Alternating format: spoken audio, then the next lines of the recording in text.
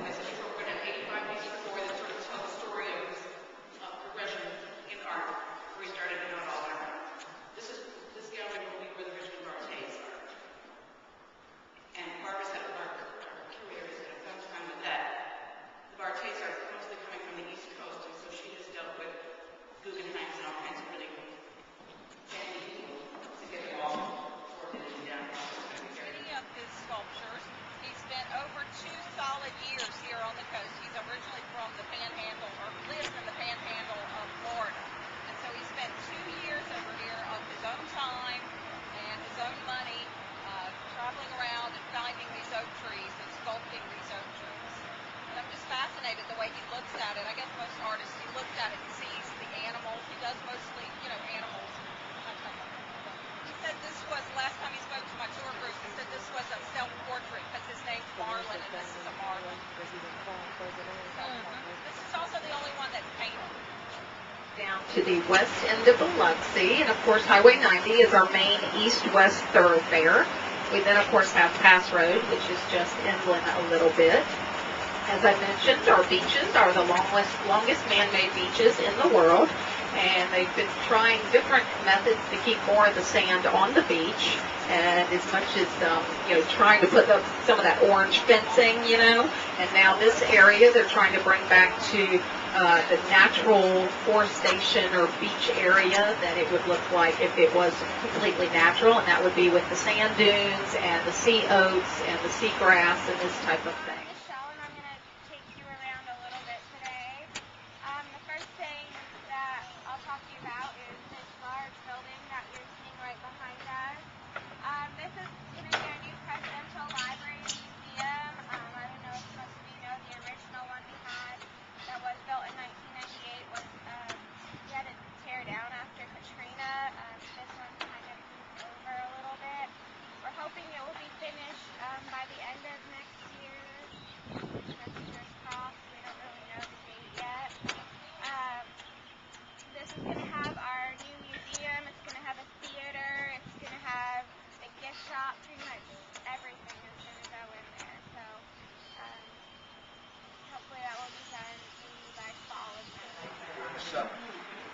The two buildings you see on either side, the one on the left side here, the east side, my left, was a schoolhouse for his children. Later it became a library.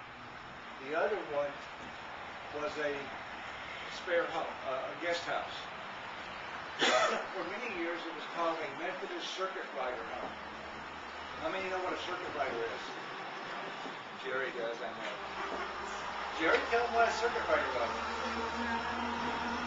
He was never actually stationed here, but he would travel down here for various events like weddings, funerals, and things like that. When he would visit the Gulf Coast, Mr. Brown, who was a Methodist, put him up over here.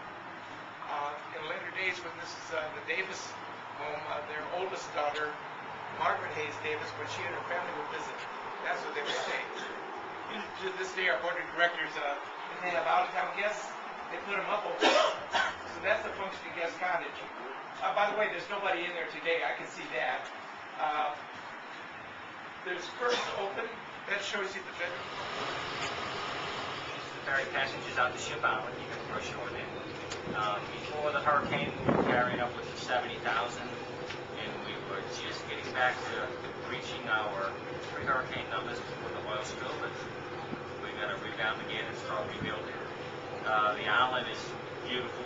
The oil is still being picked up on the island, but it's basically unaffected in the long term for you. So please be sure and send your guests our way.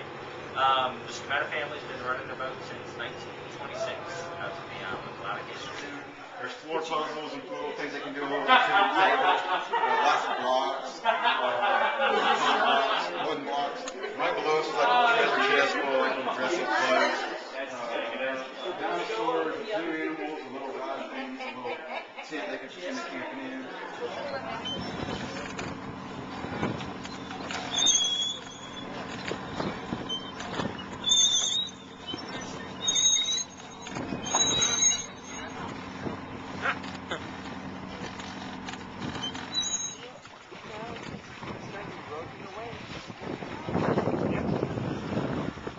that is not a barrier island that you're looking at.